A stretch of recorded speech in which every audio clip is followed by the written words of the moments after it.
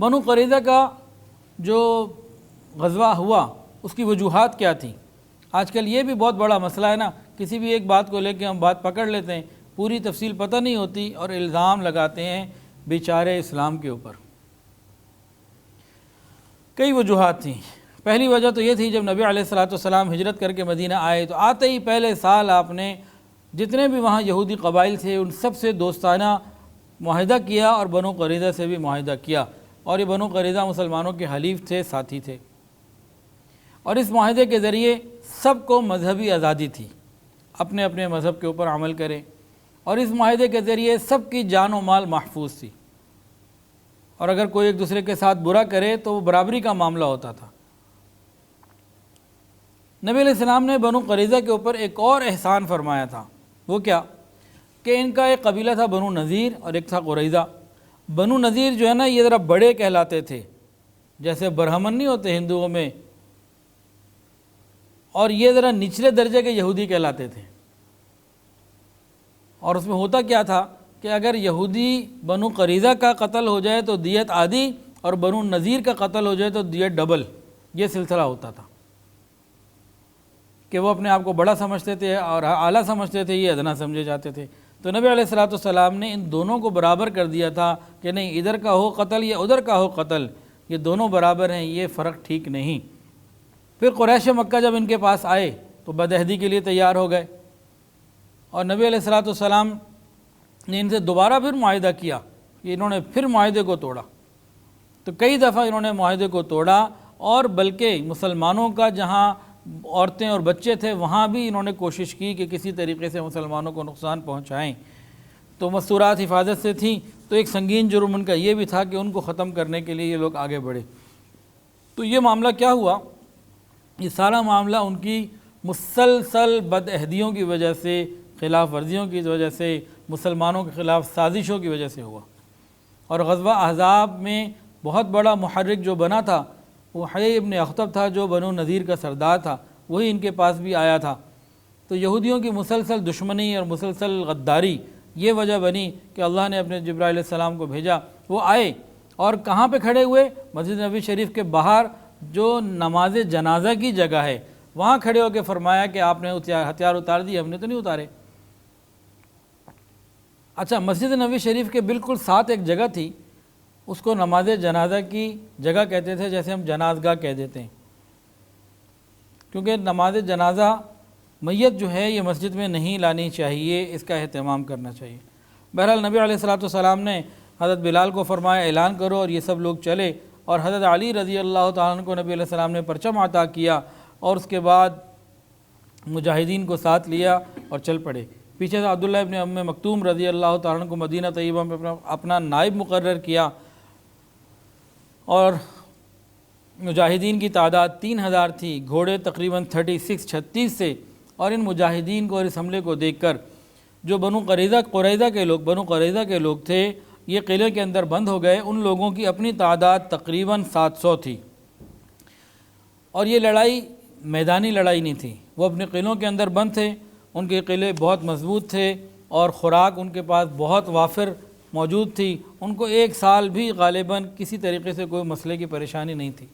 لیکن اللہ نے ان کے دلوں کے اندر رعب ڈال دیا، اور 20-22 دن کا جو معاہدہ جو محاصرہ رہا اس دوران ان کے پھر جو ہے نا وہ دل بیٹھ گئے، اور ان کا جو سردار تھا کعب، اس نے تمام لوگوں کو جمع کیا اور کہا کہ دیکھو بھئی 3 صورتیں ہیں، اپنی قوم کو جمع کیا، کہا کہ 3 صورتیں ہیں، کسی ایک پر عمل کر لو، میری رائے مانتے ہو تو۔ ہاں بھی کیا کہتے ہیں آپ؟ کیونکہ پہلی بات تو یہ ہے کہ تم بھی جانتے ہو، میں بھی جانتا ہوں، یہ نبی برحق ہیں، اللہ کے بھیجے ہوئے ہیں، ہماری کتاب تورات میں پوری تفصیل لکھی ہوئی ہے۔ اگر دنیا اور یہ یہودی تقریر کر رہا ہے، اگر تم دنیا اور آخرت کی کامیابی چاہتے ہو، کلمہ پڑھ کے مسلمان ہو جاؤ، تمہیں کہیں بھی کچھ نہیں ہوگا، یہ تمہاری زمین، مال، جائیداد، یہ تمہارے قلعے سب تمہارے پاس رہیں گے، دنیا بھی تمہارے پاس رہے گی، آخرت بھی بن سنور جائے گی، اور تورات کے حکم پر عمل بھی ہو جائے گا۔ تو ایک یہودی نے، سردار نے یہ بات سب کے سامنے کھولی، انہوں نے کہا یہ تو ہم نہیں مانتے، مسلمان ہو جائیں، ہم کیوں مسلمان ہو جائیں، ہم نہیں ہو سکتے مسلمان۔ اچھا بھی دوسری بات کر لو، اگر نہیں ہونا نا مسلمان پھر ایسا کرو اپنے ہی ہاتھوں سے اپنی بیویوں کو، عورتوں کو، ماؤں کو قتل کر دو اور بچوں کو قتل کر دو اور سارے جوان اکٹھے ہو کے حملہ کرو، تو جو ہوگا دیکھی جائے گی۔ اگر ہم جیت گئے، بچ گئے، تو عورتیں اور ہو جائیں گی، شادیاں اور ہو جائیں گی، بچے بھی اور مل جائیں گے، اللہ اور دے دے گا، اور اگر مر گئے تو ختم ہو جائیں گے۔ مگر یہ کون سی تجویز ہے کہ ہم اس پر عمل کریں؟ ہم ایسا بھی نہیں کر سکتے، اپنے ہاتھوں سے اپنے بیوی بچوں کو مار دیں، یہ ہم سے نہیں ہو سکتا۔ نے کہا اچھا ابھی تیسری بات سن لو۔ ابھی تیسری بات کیا ہے؟ نے کوئی تیسری بات یہ ہے کہ آج ہفتے کا دن ہے، یوم السبت۔ مسلمانوں کو معلوم ہے کہ ہفتے کا دن یہودیوں کے لیے ایک عزت کا، احترام کا دن ہوتا ہے، اور اس دن ہم تلوار نہیں اٹھاتے۔ تو آج تو مسلمان ریلیکس موڈ میں ہوں گے نا کہ آج ہفتے کا دن ہے، ہفتے کو تو یہ اپنی وجہ سے ہی حملہ نہیں کرنا ہے انہوں نے، تو ہم پھر بھرپور تیاری کریں اور ہفتے کے اس دن کا فائدہ اٹھاتے ہوئے مسلمانوں پہ حملہ کر دیں۔ تو اس طریقے سے ہمارے پاس فتح کے چانسز زیادہ ہوں گے۔ انہوں نے کہا یہ بھی نہیں ہو سکتا ہم اپنی کتاب پر عمل نہ کریں، ہم سے پہلے کچھ لوگوں نے کیا تھا کہ ہفتے کے دن کا احترام نہ کیا، اللہ نے انہیں بندر اور خنزیر بنا دیا تھا، تو اب تو ہم ایسا نہیں کر سکتے، ہم تو ڈرے ہوئے ہیں، ہم نہیں کریں گے۔ تو کئی دن یہ سلسلہ رہا، اور اس کے بعد یہودیوں نے جو ہے وہ ہتھیار ڈال دیے۔ ہتھیار ڈالنے کے بعد اوس والوں نے کہا، جو مسلمانوں کا قبیلہ تھا اوس، انہوں نے کہا یا رسول اللہ، آپ نے قبیلہ بنو نذیر کے بارے میں ان کو چھوڑ دیا تھا اور خزرج والوں کی بات کو مانا تھا، تو یہاں ہمیں کچھ موقع دیا جائے کہ یہ ہمارے حلیف رہے، ہم ان کے ساتھ کچھ اکرام کا معاملہ کریں۔ نبی علیہ السلام نے فرمایا کیا تم یہ پسند نہیں کرتے کہ تمہارے ہی سردار سعد ابن معاذ جو ان کے بارے میں فیصلہ کریں وہ سب کا فیصلہ؟ تو جی ہمیں بہت خوشی سے قبول ہے۔ یہودی بھی یہی چاہتے تھے کہ ہمارا فیصلہ حضور نہ کریں، ہمارا فیصلہ سعد ابن معاذ ہی کریں۔ نبی علیہ السلام نے سعد ابن معاذ رضی اللہ عنہ کو جب آگے حکم بنایا تو انہوں نے کیا کیا؟ انہوں نے تورات کے مطابق فیصلہ دیا، اللہ کی مرضی کے مطابق فیصلہ دیا، جو پہلے تورات میں بھی آ چکا تھا۔ انہوں نے فیصلہ یہ دیا کہ ان کی مسلسل غداریاں ایسی ہیں کہ جو ان کے جوان ہیں ان کو قتل کر دیا جائے، جو لڑ سکتے ہیں، عورتوں اور بچوں کو قیدی بنا لیا جائے، اور تمام مال و اسباب زمینیں جو ہیں ان کو مال غنیمت بنا لیا جائے۔ یہ آپ نے فیصلہ کیا۔ بہرحال حضرت سعد ابن معاذ رضی اللہ تعالیٰ عنہ نے جو فیصلہ کیا تھا سب لوگوں کو مارنے کا، پھر تمام لوگوں کو قتل کر دیا گیا، اور اس میں کچھ ایسا ہوا کہ ایک انصاری عورت کا مکان تھا، وہاں پہ ان لوگوں کو لائے گئے اور بازار میں خندقیں کھدوا دی گئیں، اور دو دو چار چار یہودیوں کو لایا جاتا، وہاں بٹھا کے ان کی گردنیں اتار دی جاتی ہیں اور وہیں ان کو اندر ڈال دیا جاتا۔ اس طرح جتنے بھی لوگ تھے سارے کو مار دیا۔ ان کا ایک سردار تھا حیی ابن اخطب، اس کو جب لایا گیا نا تو کہنے لگا کہ میں اپنے آپ کو ملامت نہیں کرتا کہ میں نے مسلمانوں سے دشمنی کی یا بد عہدی کی یا یہ سب کچھ کیا، میں اپنے آپ کو ملامت نہیں کرتا۔ جو اللہ کی کتاب کے خلاف کرتا ہے اس کو اللہ کا قانون سزا ملتا ہی ہے، یہ تو تورات کا قانون ہے، وہ ہمیں ملا ہے۔ پھر اس کو بھی پکڑ کے بٹھایا گیا، اس کو بھی قتل کر دیا گیا۔ تو تمام مردوں کو قتل کر دیا گیا سوائے ان چند ایک کے جنہوں نے کلمہ پڑھ لیا، مسلمان ہو گئے۔ عورتوں میں ایک عورت قتل کی گئی، وہ کیا تھی کہ اس نے، ایک صحابی جا رہے تھے، انصاری صحابی تھے، حضرت خلاد رضی اللہ تعالیٰ عنہ جا رہے تھے، اس نے اوپر سے کوئی بھاری چیز پھینکی، چکی کا پارٹ تھا، کوئی چیز پھینکی جس سے وہ شہید ہو گئے، تو اس کو پھر قصاص میں جو ہے وہ قتل کیا گیا۔ تو ایک عورت اس طریقے سے جو ہے وہ قتل کی گئی۔ تو مردوں میں جو مسلمان ہو گئے ان کے علاوہ سب کو قتل کر دیا گیا، عورتوں میں ایک کو قصاص کے بدلے میں قتل کیا گیا، باقی عورتوں اور بچوں کو جمع کر کے خیبر کی طرف بھیج دیا گیا، وہاں جا کر ان سب کو فروخت کر دیا۔ وہاں یہودی تھے، انہوں نے خرید لیا ہوگا یا جس نے بھی خریدا ہوگا، تو اس کے بعد ان کے پیسوں سے مسلمانوں کے لیے تلوار، زرہیں اور ہتھیار جو ہے وہ خریدے گئے، وہ پھر مدینہ طیبہ میں لے کر آئے گئے۔ انہی یہودیوں میں ایک شخص تھا، اس کا نام تھا زبیر ابن باطا۔ زبیر ابن باطا تو ایک صحابی تھے، حضرت ثابت ابن قیس رضی اللہ تعالیٰ عنہ۔ یہ نبی علیہ السلام کی خدمت میں حاضر ہوئے، آ کے عرض کیا یا رسول اللہ، زبیر ابن باطا کا ایک احسان ہے میرے اوپر کہ جنگ بعاث جب ہوئی تھی زمانے جاہلیت میں تو میں گرفتار ہو کر آ گیا تھا، اور زبیر ابن باطا نے میرے سر کے بال کٹوا کے مجھے آزاد کر دیا تھا، مجھے قتل نہیں کیا تھا، تو اس نے میری جان چھوڑ دی تھی، اس کا ایک احسان ہے میرے اوپر۔ تو اگر آپ میری سفارش کو قبول کریں میں احسان کا بدلہ دینا چاہتا ہوں. ہم تو سگے باپ سگے بھائی کو احسان کا بدلہ نہیں دیتے، وہ ایک یہودی کو جو غداری کے مرتکب بھی ہو چکا ہے اس کے لیے کہہ رہے ہیں کہ اس کا ایک احسان تھا. جو شریف لوگ ہوتے ہیں نا ان کے اندر ایک حیا ہوتی ہے، وہ حیا ان کو پھر ان اعمال کی طرف ترغیب دلواتی ہے. تو صحابی آگے یا رسول اللہ اس کا ایک احسان ہے میرے اوپر.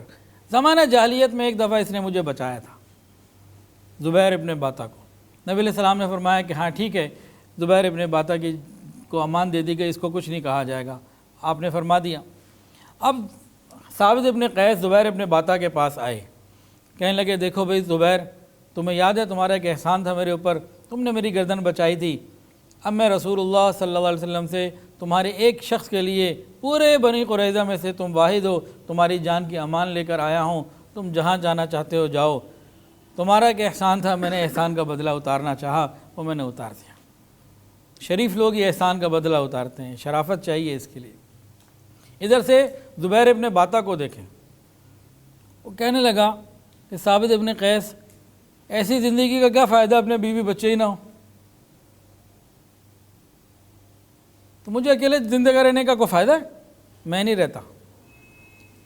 اب ثابت ابن قیس نبی علیہ السلام کی خدمت میں دوبارہ آئے، یا رسول اللہ اس کو تو آپ نے چھوڑ دیا، اور مہربانی کر دیجئے اس کے بیوی بچے جو قید ہیں ان کو بھی چھوڑ دیجئے. فرمایا ان کو بھی لے جاؤ، جاؤ. ان کو بھی آزاد کیا. اب ثابت ابن قیس اس کے بعد پھر آئے کہ دیکھو بھئی تمہاری جان بخشی بھی ہو گئی، تمہارے بیوی بچے بھی تمہارے، اب تم ان کو لو اور جہاں جانا ہے جاؤ. تو کہ ایسی کون سی زندگی ہے کہ میرا مال میرے پاس نہ ہو، میں ہوں، میری کھائیں گے کہاں سے، پئیں گے کہاں سے، میری زمین، میرا گھر، میری جائیداد، میری ساری جمع پونجی، اس کے بغیر زندگی کیسے ہوتی ہے. اور پھر نبی علیہ السلام کے پاس ہے تیسری مرتبہ، یا رسول اللہ یہ یہودی ہے اور ضد پر ہی آ گیا لگتا ہے، کہتا ہے میرا مال بھی مجھے دو، میری پراپرٹی بھی مجھے دو، میرا سب کچھ جو کچھ میرا ہے سارا مجھے واپس دو. تو میرے تو اوپر تو اس کا ایک احسان ہے، میں تو خالی احسان اتارنا چاہتا ہوں. فرمایا کہ اچھا اس کا جتنا مال ہے جا کے اسے دے دو. اب پھر تیسری دفعہ اس کے پاس آئے، ہاں بھائی تیری جان بھی چھوڑ دی، تیرے بیوی بچوں کو بھی آزاد کر دیا، تیرا مال بھی سارا تیرا، اب تو تم امن سے رہ سکتے ہو، اور یہ تمہارے اس احسان کا بدلہ دے رہا ہوں.